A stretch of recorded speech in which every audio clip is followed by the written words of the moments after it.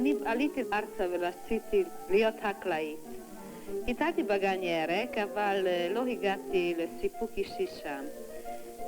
והתחלתי לעבוד בגינות נוי, וזה פחות או יותר גם יצירה.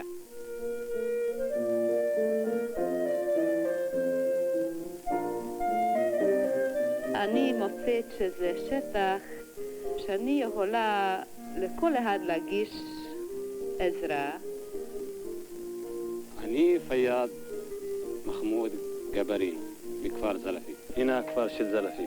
10 שנים עובד במשק גבעת עוז. עם חברה ממשק קוראים לה ברכה. שיום אחד אנחנו מפסיקים יומיים, הקיבוץ נראה אחרת. ולי באמת הכי חשוב להחזיק את הרמה.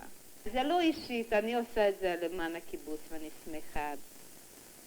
כן, אנחנו אוספים את האשפה של המשק גבעת עוז, ומה שעובדת ברכה בתור אישה, בכל הכבוד בשביל אישה שהיא עובדת על יד גבר, ומחזיקים את המשק כזה, והיא רצה אחרי כל נייר. היא רצה אחרי כל נייר, לא תמצא בקיבוץ במשק נייר אחד, היא מרימה הכל. אני יותר אוהבת לצאת לשטחים וכביכול לכבוש אותם. עשינו כל עבודת ידיים. עולים על זה שטחים עם סלעים. אז עשינו שטחים באמת קשים מאוד, ובהתחלה גם כן הובלנו אותם את כל האדמה מהשדות עם תנאים די פרימיטיביים. והיום אני יכולה בסיפוק רב לציין שהגענו להישגים לא מעטים. אני מוצאת הרבה סיפוק, תור אישה.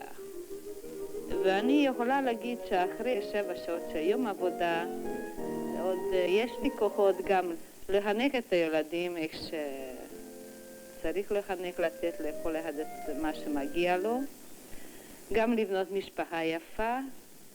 באמת מצאת את פורקני, שאני יכולה הרבה לתרום את העבודה, נותן לי הרבה סיפוק, אוהבת את הצמחייה, זה יצירה, זה אומנות, לא הייתי שום אופן מחליפה בשום דבר אחר. אני חושבת שאני אמנם קצת מתרגשת, שאני חושבת שנתת את הכל שיכולתי.